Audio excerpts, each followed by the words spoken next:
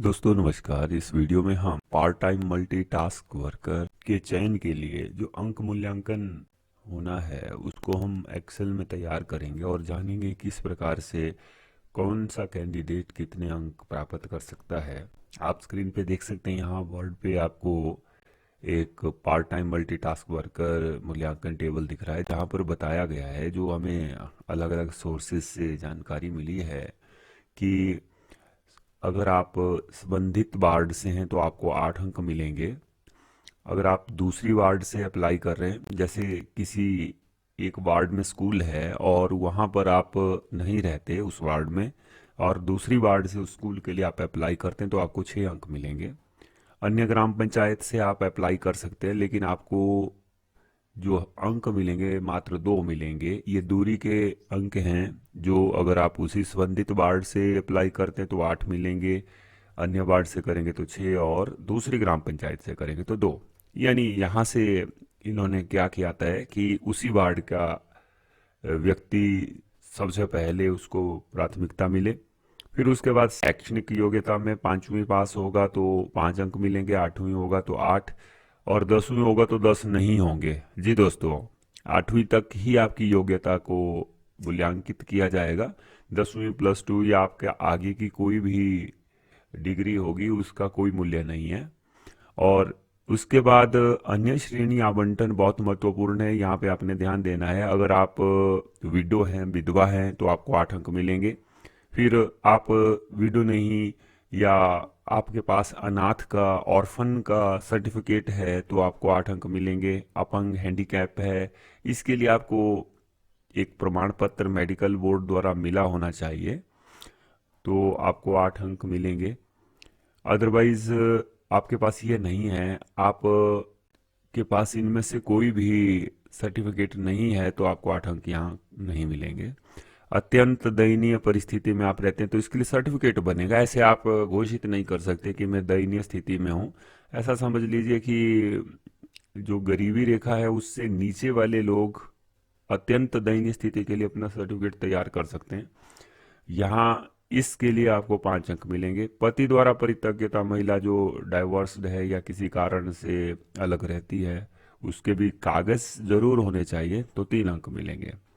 School के लिए किसी ने भूमि दान की थी और उसी स्कूल में अब ये मल्टीटास्क वर्कर की पोस्ट है, तो वह व्यक्ति अगर 5वीं या 8वीं पास है जिसने दान की थी तो उसे 8 अंक मिलने वाले हैं। दोस्तों, यहाँ पर भूमि दान करने का बड़ा लाभ मिलने जा रहा है। इस बार भूमि दान बड़े काम आ रही है। हो सकता है आप अभी सोच रहे हैं कि भूमि दान करें, लेकिन अभी की भूमि दान बेकार है, आपने ये काफी पहले की होनी चाहिए। इसके अलावा अनुसूचित जाति, जनजाति, अन्य पिछड़ा वर्ग, इसके सर्टिफिकेट आपके पास हो, और या आप बीपीएल परिवार से हो, गरीबी रेखा से नीचे का आपका सर्टिफिकेट होना चाहिए, तो 3 अंक आपको मिलेंगे। आप गरीबी रेखा के नीचे भी हैं और अनुसूचित जाति से भी हैं तो आपको मात्र 3 मिलेंगे। ऐसा नहीं होगा कि अनुसूचित के 3 और गरीबी रेखा के 3, 6 नहीं होने वाले। इनमें से कोई भी कैटेगरी में आप बिलोंग करते हैं, आपको सिर्फ 3 अंक मिलेंगे। जिस परिवार का कोई भी सदस्य सरकारी नौकरी में ना हो, यानी अनएम्प्लॉयमेंट का आपका सर्टिफिकेट होना चाहिए, तो आपको 3 अंक मिलेंगे। बहुत से लोग सोचते हैं कि मैं तो नहीं हूँ, लेकिन मेरे भाई है या मेरे पिताजी है तो मैं तो नहीं हूँ। ऐसा नहीं होगा। इन्होंने क्या किया है कि आप ग्राम पंचायत सचिव आपको परिवार की रजिस्टर से निकाल के परिवार की सूची देता है, उस जिसमें आपका नाम लिखा है उस पूरे परिवार में से कोई भी सरकारी नौकरी में नहीं होना चाहिए। अगर ऐसा है तो आप अनएम्प्लॉयमेंट का सर्टिफिकेट तैयार करके 3 अंक प्राप्त कर सकते हैं। दोस्तों, कुल जो अंक होंगे 38 होने हैं।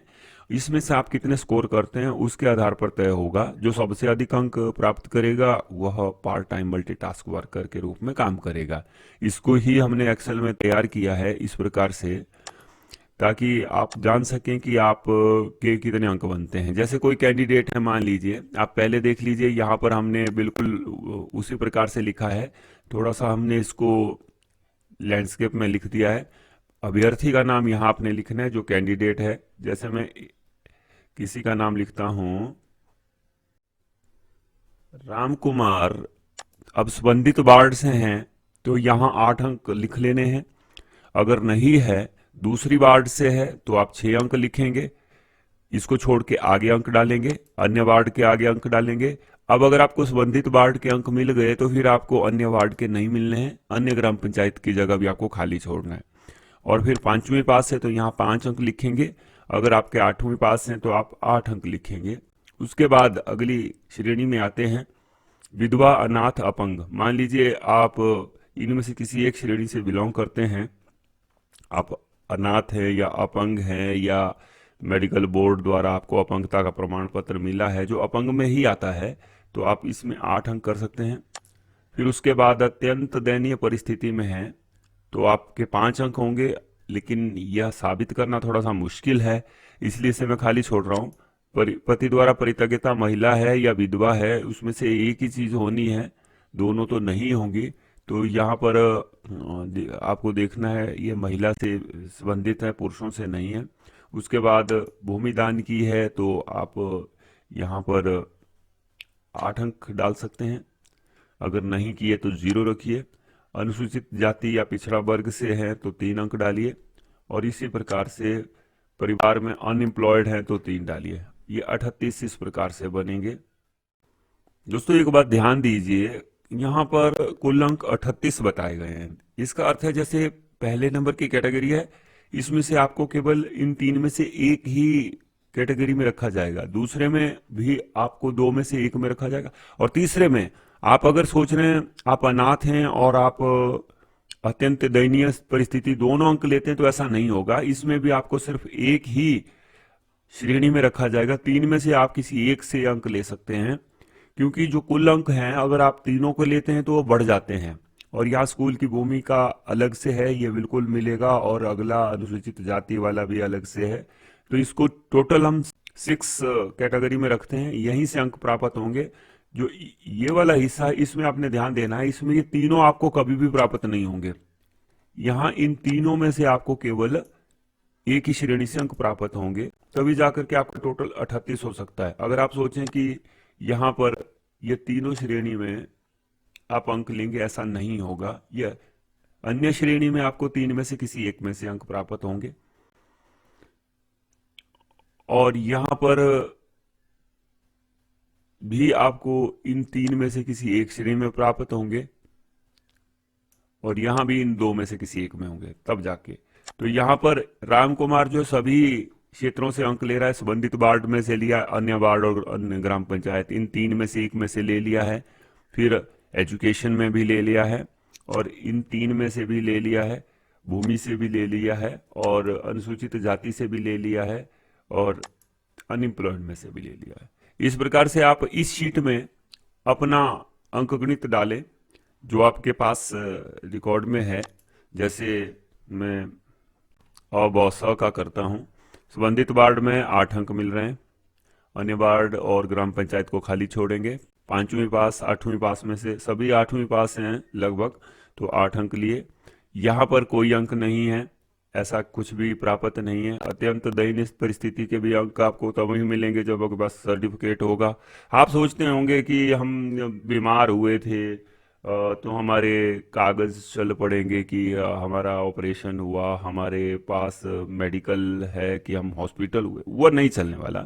अत्यंत दयनीय परिस्थिति कुछ और है रहती है, जिसके लिए कागज पेश करना होगा आपको, जो तैयार करना पड़ेगा। और पति द्वारा परित्यक्ता नहीं है, स्कूल के लिए भूमि नहीं दी है, अनुसूचित जाति या अनुसूचित जनजाति या पिछड़ा वर्ग में तो आप 3 अंक ले सकते हैं, और जिस परिवार का कोई भी सदस्य नौकरी में नहीं, ये भी आपको मिलते हैं, तो आपके 22 अंक बनते हैं। तो 22 जो है मिनिमम स्कोर किसी का हो सकता है, और मैक्सिमम जो है आप बड़ी आसानी से 28 से 32 तक जा सकते हैं।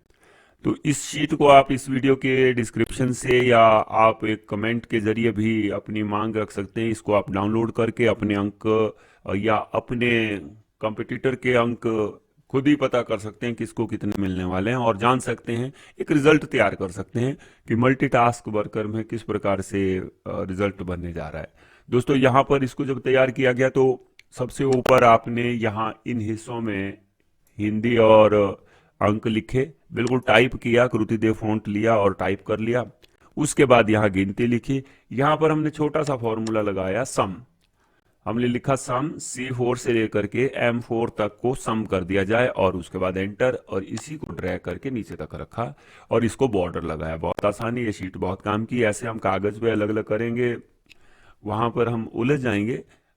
बेहतर रहेगा आप कंप्यूटर पे एक बार इस तरह से इसको तैयार करें, नाम लिखें और उसके बाद रिजल्ट में अंक दिख जाएंगे, उसको प्रिंट आउट कर लें या इस खाली शीट को ही आप डाउनलोड कर लें। इस प्रकार से फिर हाथ से इसको भर करके खुद टोटल भी कर सकते हैं। दोस्तों, अगर आपको ये वीडियो अच्छा लगे तो please like, subscribe and share the channel.